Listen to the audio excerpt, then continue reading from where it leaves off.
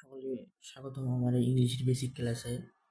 আজকে আমরা যে বিষয়টি আলোচনা করব জিরান এবং প্রেজেন্ট পার্টিসিপল। আমাদের প্রায় সকলের জিরান এবং পার্টিসিপল বিষয়ে একটা ধারণা হয় কোনটা জিরান এবং কোনটা পার্টিসিপল। জিরান্ড জিরান্ডের যে বিষয়টা সেটা ভার প্লাস আইএনজি হয়, প্রেজেন্ট পার্টিসিপল দুটো ভার প্লাস আইএনজি হয়। আসলে কোনটা জিরান্ড কোনটা এবং প্রেজেন্ট পার্টিসিপল কোনটা, এটা নিয়ে আমরা কনফিউশনের মধ্যে পড়ি।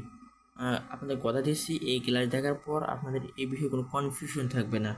জাস্ট ফুল ক্লাসটা আপনারা পুরোপুরি দেখেন, তাহলে আপনার কাছে আমি কথা দিচ্ছি এটা আপনি ইজি হবে, আপনি যে কোনো বিষয়ে খুব সহজে আইডেন্টিফাই করতে পারবেন। ওকে, আমরা মনে রাখতে হবে জিরান এবং প্রেজেন্ট পার্টিসিপল দুটোর গঠন একই, verb plus ING. Verb plus ING আমরা এই চারটে সেন্টেন্স লিখছি, এই চারটে সেন্টেন্স থেকে আমরা আইডেন্টিফাই করব। দেখেন, ইট হ্যাজ স্টপ রেইনিং, এখানে একটা raining. Okay, raining. This is my writing table, এইখানে writing table. Walking is, walking taking exercise.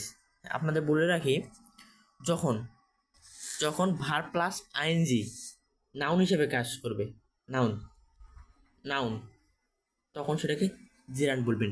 যখন ভার প্লাস আইএনজি নাউন হিসেবে কাজ করবে তখন জিরান, ঠিক আছে। যখন নাউন করবে না, অ্যাডজেক্টিভ হিসেবে কাজ করবে, অ্যাডজেক্টিভ হিসেবে কাজ করবে তখন সেটা হবে প্রেজেন্ট পার্টিসিপল।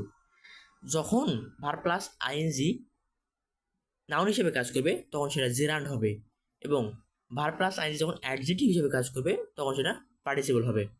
এখন সেন্টেন্সের উদাহরণ আসি। এই চারটে সেন্টেন্স করলে আমরা ফুল ক্লিয়ার হব। ওকে, আমাদের এই চারটা এক্সারসাইজের বিষয় এই চারটা করি। It has been raining, it has stop raining, ঠিক আছে। এই সেন্টেন্সে দেখো, এই রেইনিং জানি কি হিসেবে কাজ করতেছে, নাউন। তো খুব সাধারণ, যখন নাউন হিসেবে কাজ করবে, নাউন হিসেবে কাজ করলে আমরা কি বলছি, নাউন হিসেবে কাজ করলে এটা কী হিসেবে গণ্য করা হবে, জিরান্ড। কী হবে বুঝছো? যখন ভার প্লাস আইএনজি নাউন হিসেবে কাজ করবে তখন সেটাকে জিরান্ড ধরবো, আর যখন অ্যাডজেক্টিভ হিসেবে কাজ করবে তখন কি বলবো, প্রেজেন্ট পার্টিসিপল। দ্বিতীয় সেন্টেন্সটা এটা কি, ভার প্লাস আইএনজি তারপর কি আছে, এটা একটা কিন্তু নাউন, তাহলে এটা কি হবে, অ্যাডজেক্টিভ।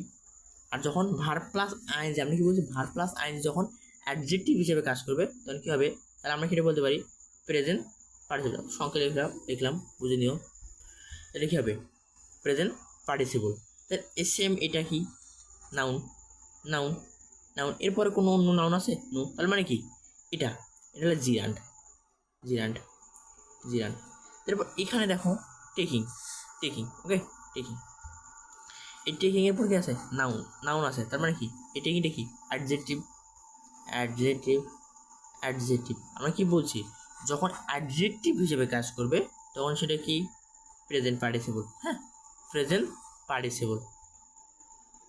আমি আমি খুব ক্লিয়ারলি বলছি। ওকে, আরেকবার বলতেছি, যখন ভার প্লাস আইএনজি নাউন হিসেবে কাজ করবে তখন সেটি জিরান, আর ভার প্লাস আইএনজি যখন অ্যাডজেক্টিভ হিসেবে কাজ করবে তখন সেটা প্রেজেন্ট পার্টিসিপল।